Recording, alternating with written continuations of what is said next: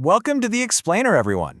Okay, let's just dive right into it. Today, we're going on a really fascinating journey where we unpack everything you need to know about machine learning in 2026.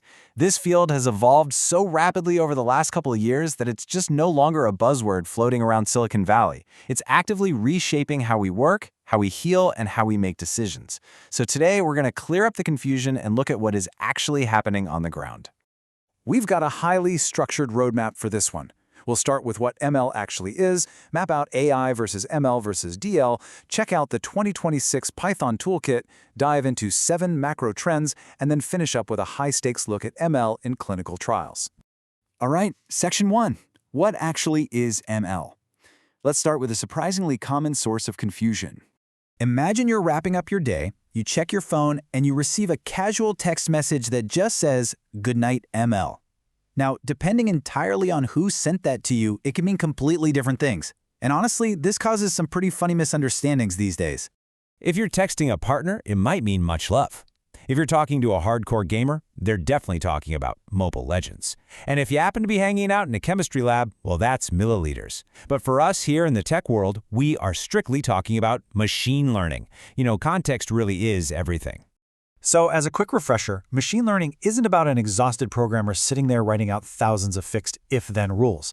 Not at all. It's actually about feeding algorithms massive amounts of data so they can start recognizing patterns, adapting, and improving entirely on their own. Think of it less like programming a calculator and way more like teaching a student who learns from experience. Section 2, AI versus ML versus DL. People mix these up all the time. So let's finally map out this hierarchy and set the record straight. Think of it kind of like a set of nesting dolls, separating these concepts by scope and data. AI is the biggest, broadest umbrella, basically anything where a machine mimics human cognitive abilities, even if it's just using simple rule-based systems. Step inside that, and you find ML, which is narrower and focuses strictly on learning from historical, mostly structured data. And then, at the deepest level, you have deep learning. This is where you bring in those complex neural networks to pull insights out of messy, unstructured stuff like text, audio, and images. With the theory out of the way, let's jump into Section 3, the 2026 Python Toolkit. Let's look at the actual tools engineers are using to make this happen right now. Honestly, if you're building a project today, this 4-tool stack covers like 90% of your use cases. You start with Pandas for wrangling and cleaning up your raw data, because let's face it, that's still where you spend most of your time. From there, you hand things over to scikit-learn for your traditional algorithms. When you need to scale up to neural networks, PyTorch comes in. And for anything involving text or LLMs, Hugging Face Transformers is literally the industry standard. Let's dig a little deeper into the deep learning battle, specifically PyTorch versus TensorFlow and Keras. PyTorch completely dominates the research and experimentation phase right now. It's used in over 76% of published research because its dynamic graphs make debugging incredibly easy.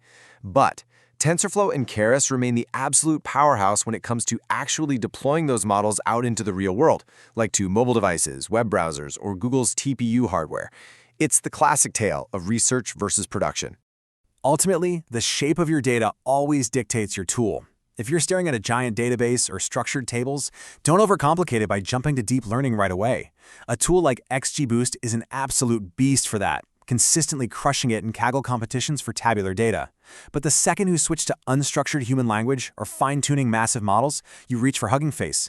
The smartest engineers in 2026 don't use a hammer for every single screw, right? Same logic here. Section 4, 7 Machine Learning Trends. Now that we know the foundational tools, let's zoom out and look at the macro trends shaping the whole landscape. $2.02 trillion.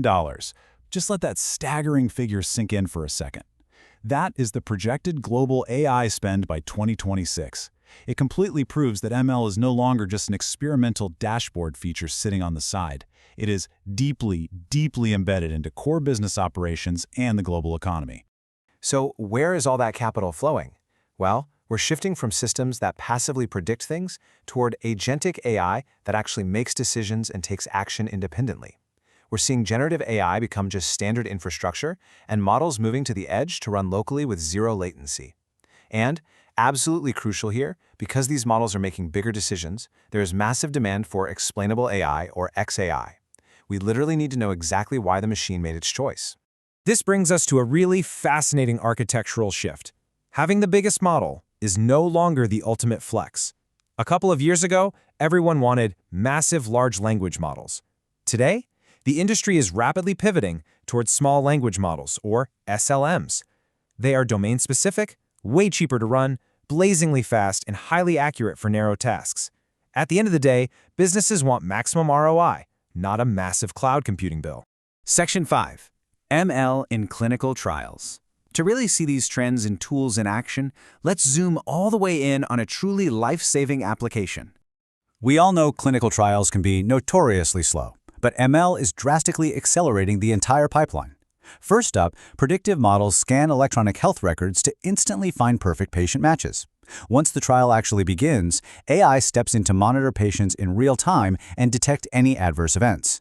And for the finale, convolutional neural networks process genomic data to tailor treatments directly to a patient's exact genetic makeup. And the results are just staggering. Take Trial GPT, for example. It hit an 87.3% accuracy rate in evaluating patient criteria. That basically matches human experts, but it works in a fraction of the time, cutting screening down by over 42%. We're talking about the difference between a life-saving drug waiting in a lab and actually getting it to the patients who need it. Furthermore, companies like Bayer are using machine learning APIs to process hundreds of thousands of unstructured safety reports. Imagine parsing through endless emails, call transcripts, and chatbot logs. Their ML engine does this with an average response time of just 170 milliseconds. That is literally faster than the blink of an eye. It means patient safety risks are identified almost instantaneously, preventing harm before it even escalates. Machine learning in 2026 is less about building smarter models and more about building systems that actually do the work. This quote really hits the nail on the head and summarizes our whole journey today. We're past the hype phase of just building massive models in a vacuum. Today, we are integrating them to solve real, high-stakes problems in healthcare, operations, and beyond. So, knowing the foundational tools, the macro trends, and the massive real-world impact this technology has, the only question left to ask yourself is this: how will you harness machine learning to transform your own work? Think about the repetitive tasks you do, the data you sit on, the decisions you make. The tools are absolutely there. It's time to build. Thanks so much for joining me on this explainer, and I'll catch you in the next one.